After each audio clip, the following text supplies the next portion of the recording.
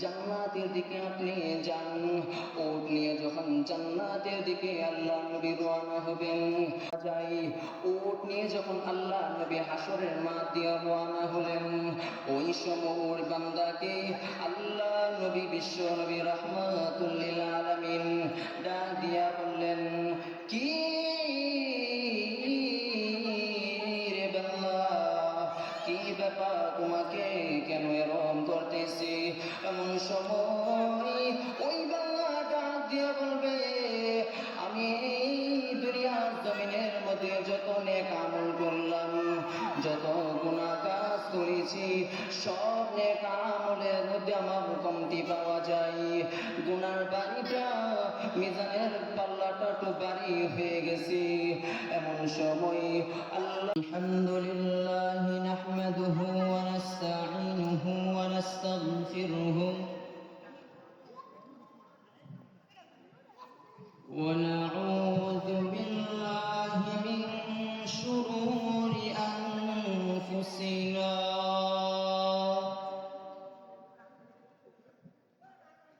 ومن سيئات أعمالنا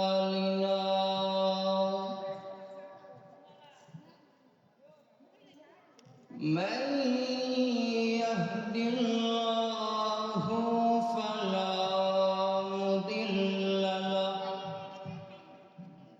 ومن يضلله فلا هادي له ونشهد أن لا إله إلا الله وحده لا شريك له ونشهد أن محمدا عبده ورسوله أعوذ بالله من الشيطان الرجيم بسم الله الرحمن الرحيم وآثر الحياة الدنيا فإن الجحيم هي المأوى قال النبي صلى الله عليه وسلم من صلى علي واحدا صلى الله عليه عشرا أو كما قال عليه الصلاة والسلام اللهم صل على محمد وعلى آل محمد كما صليت على إبراهيم وعلى آل إبراهيم إنك حميد مجيد اللهم بارك على محمد وعلى آل محمد كما باركت على إبراهيم وعلى آل إبراهيم إنك حميد مجيد اللهم صل وسلم وبارك عليه الحمد لله আখালিয়া দক্ষিণ পাড়া বড় মসজিদের উন্নতিকল্পে 3 দিন ব্যাপী ইসলামী মহাসম্মেলনের আজ প্রথম দিন। আজকের জোরে সুরে বলে আলহামদুলিল্লাহ।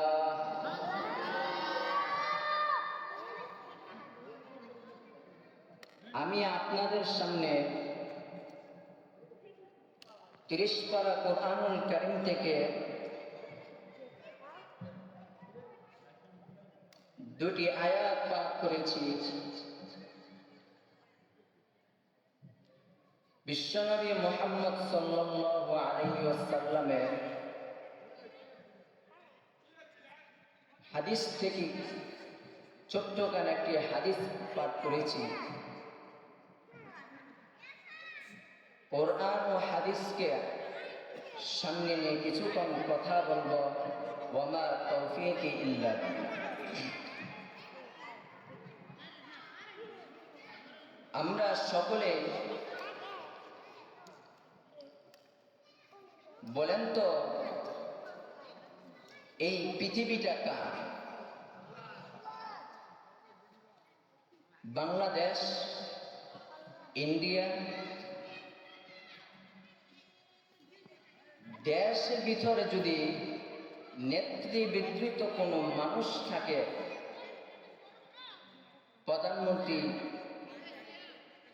এমপি, মন্ত্রী, রাষ্ট্রীয় যেটাই হোক, যতটুক তার জায়গা সেই অনুযায়ী উনি দুনিয়ার দাঁড়িয়ে চলবে। কিন্তু সারা পৃথিবী যা, তিনি কে? ফায়সালা আসলে কার থেকে আসবো? সব কিছু আসবে একমাত্র আল্লাহর কাছ থেকে। কেউ সাথে দেখা করতে হইলে তার বিভিন্ন মাধ্যম যোগাযোগের ব্যবস্থাকে তার সাথে দেখা করতে হয়। কিন্তু আমার আল্লাহর সাথে দেখা করলে কোন মাধ্যম লাগে? আল্লাহরে যদি শুধু একবার বলে আল্লাহ, সবাই বলে আল্লাহু আকবার,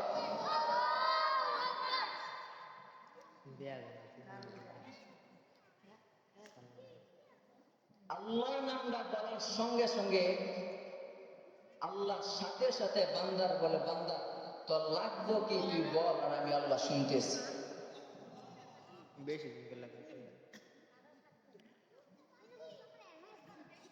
এই জন্য আমি বলবো, আজকে যে মজলিস, এই মজলিসে বসলে যতক্ষণ পর্যন্ত বসবেন ততক্ষণ পর্যন্ত রহমতি ফেরেশতা দিয়া আল্লাহ রাব্বুল আলামিন যতক্ষণ থাকব, এই মাহফিল আলেম ওলামা যতক্ষণ বয়ান করব, এই পর্যন্ত বসবেন, শেষ পর্যন্ত শুরু শেষ আল্লাহ রাব্বুল আলামিন রহমতি ফেরেশতা দিয়া তার নামের খাতার মধ্যে সওয়াবের পরিপূর্ণ বর্ণিত করে দিবে। তেন বলে লাভ না লস? আরো জোরে কম। তাহলে এই জন্য বাইরে যারা ঘোরাফেরা করতেছেন সবাই আসেন, ভিতরে চলে আসেন। আমি আপনাদের সামনে যে আয়াত করেছি, আল্লাহ রাব্বুল আলামিন বলেন ওয়া আসারাল হায়াতাদ দুনিয়া, যারা দুনিয়াকে প্রাধান্য দিবে, দুনিয়া দুনিয়া কইরা মরণ পর্যন্ত তার জীবনটা চলছে। দুনিয়া ঠিকই দুনিয়া লইছে, কিন্তু তোমার আর জীবন, আর এই জীবন নাই। কই তুমি টাকা কামাইলা, কই কি করলা, সব তোমার বেফল গেল।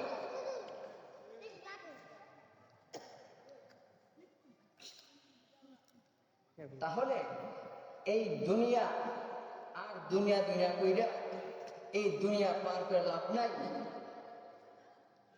আমাদের আল্লাহ রাব্বুল আলামিন বলেন, হে বান্দা বান্দি, পৃথিবীর জমিনে আমার গোলামি করবে, এরপর তোমার আব্বা আম্মার খেদমত করবে। কই দুনিয়া, কই মানুষ চলতে আছে, যেদিকে ভালো লাগতেছে সেদিকে যাইতেছে, কোনো খোঁজ খবর। কই দুনিয়ার চিন্তা, দুনিয়া দুনিয়া কইরা তুমি যেন চাইতেছ পরকালে তোমার কি ঘটনা হবে, কি অবস্থা হবে, একবার চিন্তা করছো? চিন্তা করো না।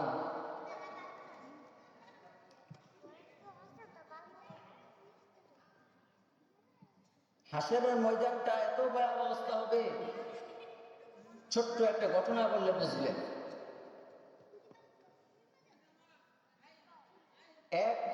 একজন লোক হাসরে মাঠ শুধু দৌড়াদৌড়ি করে, একবার ওইদিকে যা আরেক ওইদিকে যা। যখন তার হিসাব দেওয়ার জন্য যখন তাকে মিজানের পাল্লায় দাঁড় করালো, হিসাব যখন তার ডান হাতে নেক আমল বাম হাতে যখন সব দিল, তখন ডান হাতের নেক আমল কম আর বাম হাতের গুণাটা তার বেশি, পাল্লাটা বেশি দেখাইতেছে।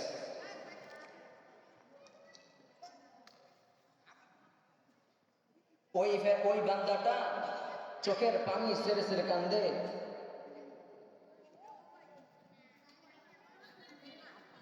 আল্লাহ রাব্বুল আলামিন ফেরেশতাদের ডাক দিবে, ফেরেশতা তাহলে জাহান্নামে যাও।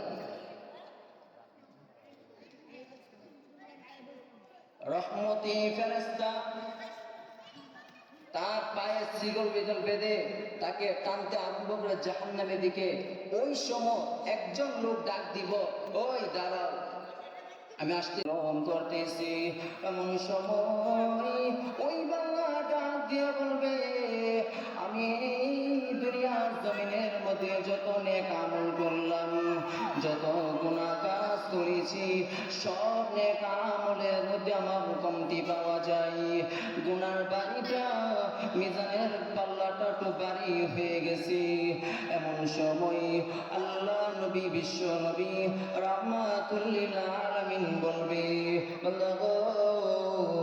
আসো তুমি আমার সঙ্গে রওনা হয়ে যাবে, মিজানের পাল্লার মধ্যে দাঁড় করাবে। দাঁড় করানোর পরে তাকায় দেখবি নেক আমলের জিনিসটা ঠিকই কম, গুনার পাল্লাটা বাড়ি বেশি।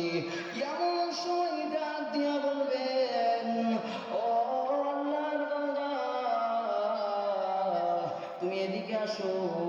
এমন সময় আল্লাহ নবী রাহমাতুল লিল আলামিন তিনি হাত মোবারকটা ওই নেক আমল জানে যেখানে কম, ওই আমলের পাল্লার মিজানের পাল্লার একটা দড়ির মধ্যে আল্লাহ নবী ডান হাত দিয়ে ধরবেন। ধরার সঙ্গে সঙ্গে ওই বান্দাকে দাঁড় করাবে। দাঁড় করানোর পরে ওই বান্দাকে বলবে, এখন দেখি তোমার নেক আমল কেমন। তখন তাকে দেখবে তার গুনার পাল্লার বাড়ির গুনাহ যেমন ছিলের নাই, সঙ্গে সঙ্গে গুনার পাল্লার বাড়ির কমে গেছে, আর নেক আমলের পাল্লাটা বাড়ি হয়ে গেছে।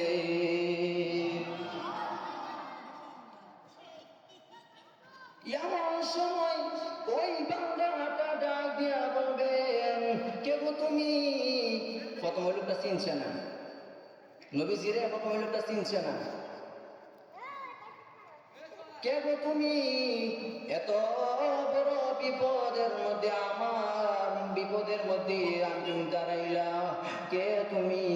এমন সময় ডাক দিয়া বলবেন, দুনিয়ার কোনো মানুষ আমি নই, আমি হলাম ওই রাহমাতুল লিল আলামিন, ওই সাইয়্যিদুল মুরসালিন, আল্লাহর নবী। এমন সময় সাজদা করে আল্লাহর বান্দাটা পড়ে যাবে। পড়ে যাওয়ার পরে এমন সময় ডাক দিয়া বলবেন, হয়ে গেল কেমন করে গো?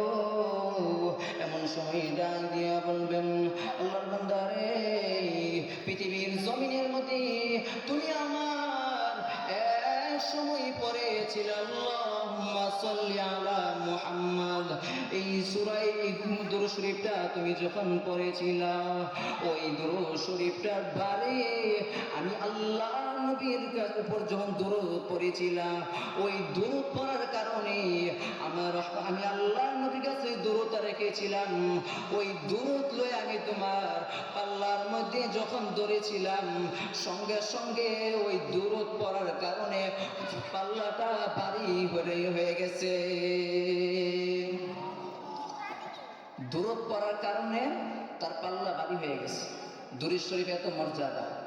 মান সাল্লা আলাইয়া ওয়াহিদা সাল্লাল্লাহু আলাইহি আশারা, কেউ যদি একবার দুরূদ পড়ে আল্লাহ রাব্বুল আলামিন তার 10টা গুনাহ মাফ করে দিবে, 10টা রহমত দিবে, 10টা মর্যাদাবান ওই বান্দাকে বানিয়ে দিবে।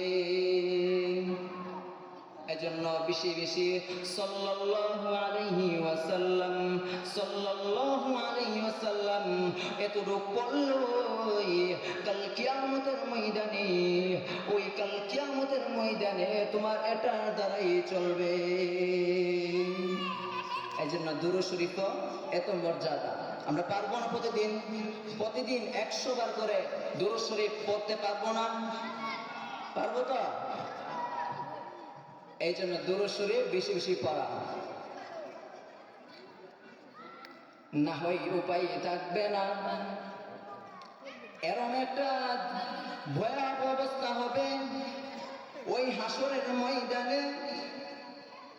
একবার তুমি কি চিন্তা করলা না, তুমি যখন দুনিয়ার জমিন থেকে বিদায় হই ওই কাল কিয়ামতের ময়দানে তুমি যখন যাইবা, হাসরের ময়দানে দাঁড় করাবে, আল্লাহ রাব্বুল আলামিন বলবে হিসাব দাও।